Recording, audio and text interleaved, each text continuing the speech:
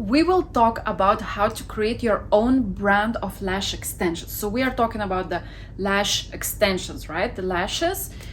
And I will tell you some tips, some ways I tried to do it. I did it actually, how I did it, what mistakes I made, where to pay attention. So let's get started.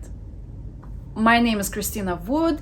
Here you are in a Beauty Hub channel where we talk about permanent makeup, beauty stuff, as I'm a beautician myself, and in general about life.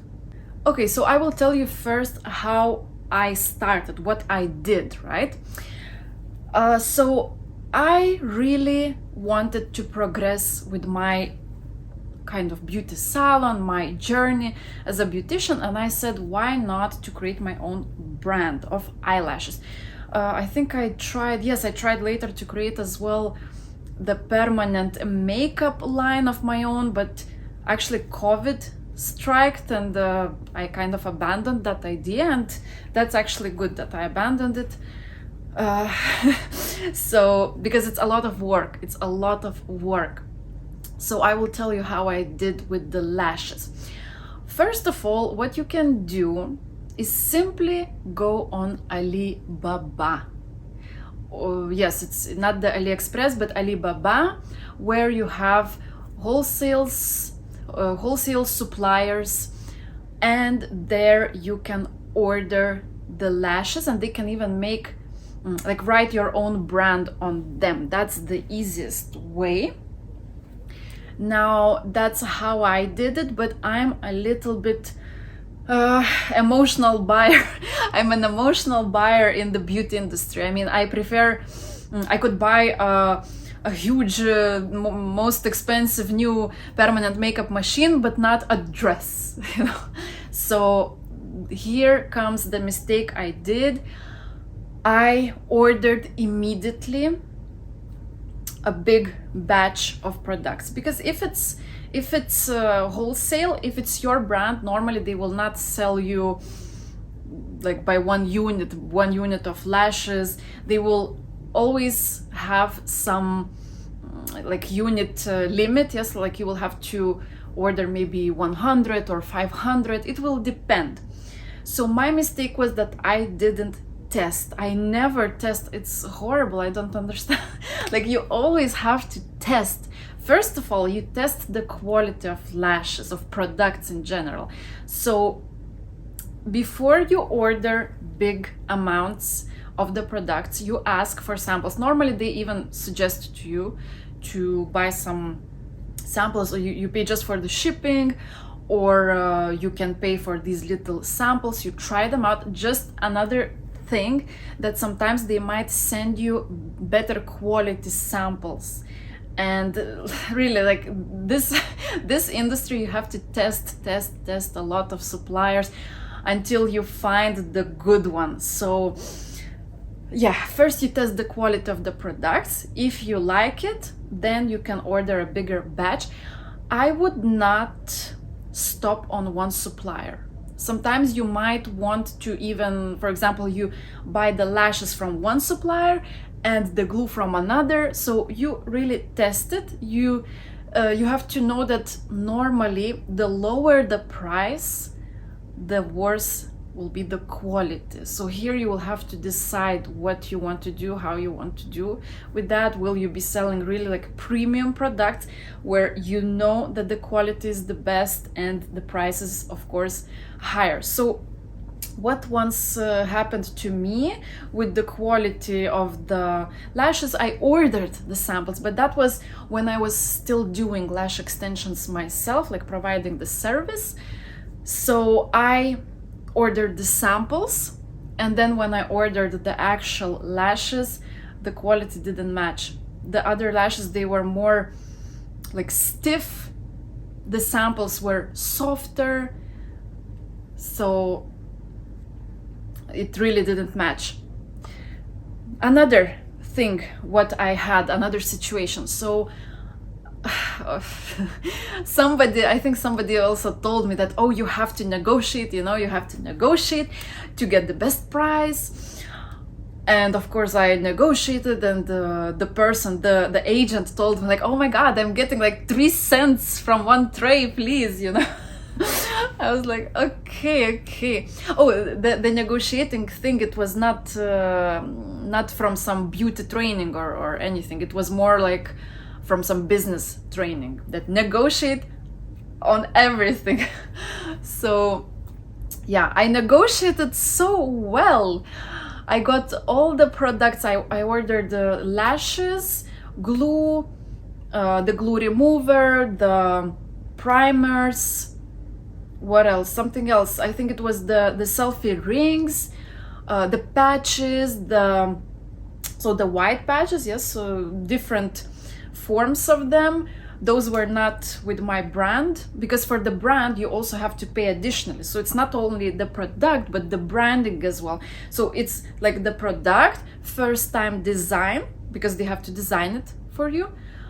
Some they will not allow your own logo, and some they will. So the product, the design, and the kind of, yes, the so the production of design and the actual packaging of your brand.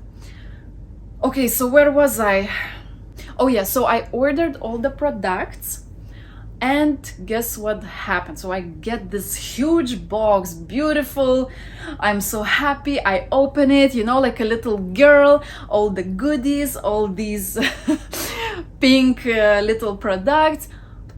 And normally I would sell them, right? I ordered so much because I would give the training as well. So I would either sell them to my students or just include with the kit, with the training. And I think from the batch of maybe 20 primers, first of all, only 2 were full. All the others were either empty bottles or with a little amount of the liquid. And second of all, the primer, it was almost like a primer for nails. So they put some weird stuff there that when I would put to a client, when I would like clean and apply the product on the client's lashes, and if it would touch the skin, it would burn horribly. It would burn and all the skin would be red. Now you might say, yes, but that's normal because it's supposed to be applied only on the eyelashes and not on the skin. There are 2 types, I would say, 2 types of primers. Some, they are very like soft, very gentle, yes, gentle primers. These were before, like there, I would say there would be some eras, different eras of eyelash extensions. But the new ones, they really dry out the natural lash. They are more harsh, and if you don't know that, then I'm sorry, you apply the primer as you would always do, and it might get on your skin. And that's what happened. Actually, I would apply only on the lashes, but I had my colleague who didn't know that, and she would apply a generous amount of this primer, which burned literally, like the skin was all red, and I had no idea what is happening. It was so weird until I asked my colleague to do lashes on me. And I didn't ask it because I wanted to test it. So that's another tip for you. Maybe test it on yourself as well. So I just wanted to have my lashes done. My colleague applied the patches, started to apply the primer. When my eyes started to burn, like the skin was burning, I had to go and wash them. So that's my story. So I kind of got the discount from the supplier, from the agent, because they have agents. Sometimes it's not the direct supplier, it's many agents who find clients, and I was one of the client for that agent, and then she gets a little amount of the payment I make. She gets some percentage, probably a percentage, or maybe like she said 3 cents from a tray. So Yeah, so I got my products through that agent. And what?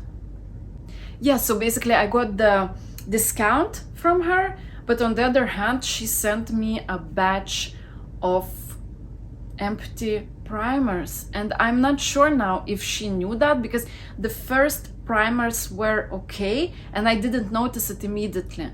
And when I noticed it, maybe I also had some primers from before, you know, because I would change them to test. So I didn't notice it immediately that those primers were actually empty. So it was kind of too late, and then I felt bad. I felt bad that she already was complaining that she, you know, didn't take much money from this, didn't make much money on this order. And yeah, so that's my journey with the designing your own brand. But like I said, like the path would be that you find a supplier. Normally it will be Chinese supplier on Alibaba. You test the quality. If you have the design, you give them the design and they print it for you on that on the package. You can also choose, by the way, you can choose the package as well normally, yes, maybe not with everyone, but you can choose the package, the form of the trays, the maybe the cap on the glue, the colors, everything you can choose. And there will be also premium packaging or more simple, cheaper packaging. I think it depends. When I was ordering the glue, I chose more nice caps.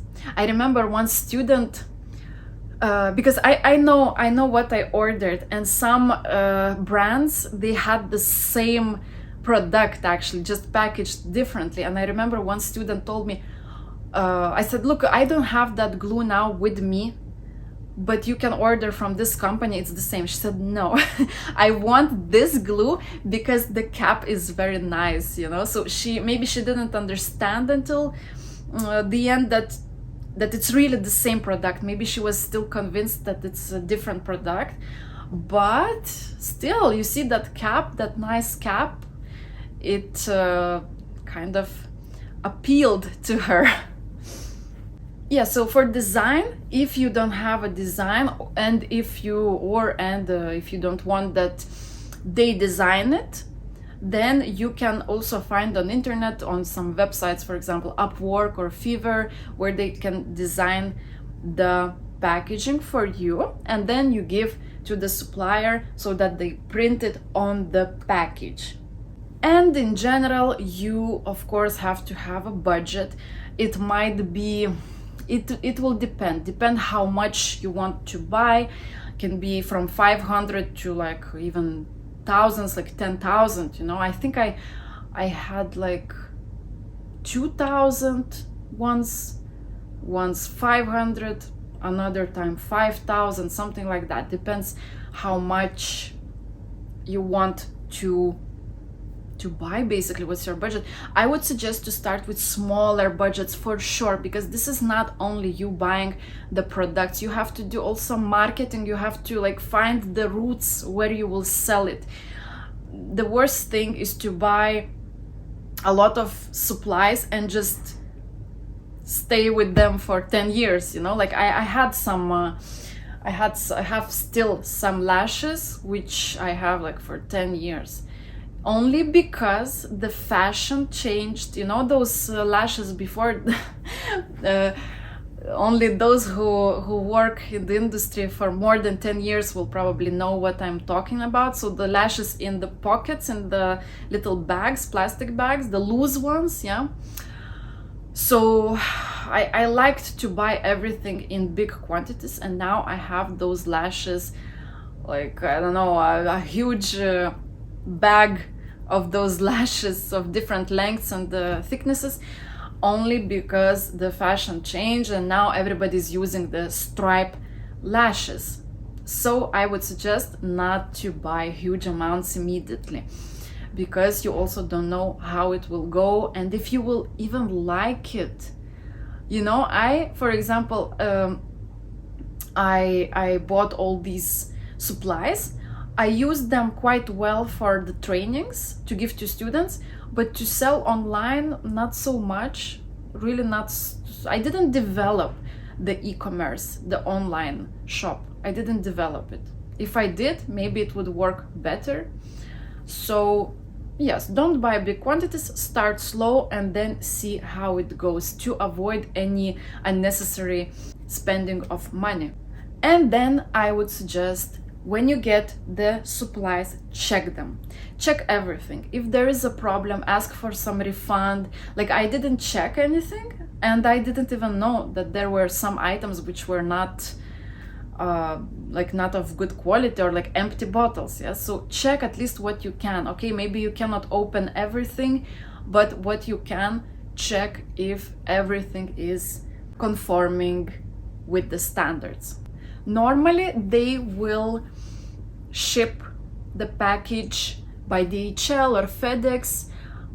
They don't like to ship it by a normal post. They will probably do fast delivery. And I think that's all. If I will remember something else, I will let you know. Otherwise, if you have any questions about this, maybe I didn't mention something, just write it in the comment and I will reply to you. Thank you for watching and see you in the next video. Oh, and I remember what I wanted to say. So this method which I told you is the one way, and the other method would be actually to go to China and check at the factory, or like try a couple factories and see which do you prefer more.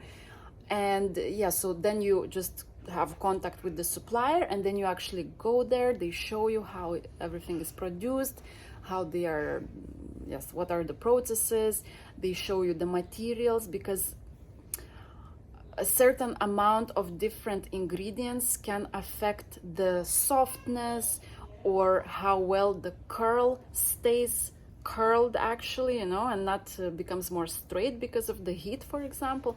So all these things, so you actually go there and you can if you were really a huge distributor, producer of these supplies, you could even sign a contract to exclusively work with one factory. So it's kind of your own factory.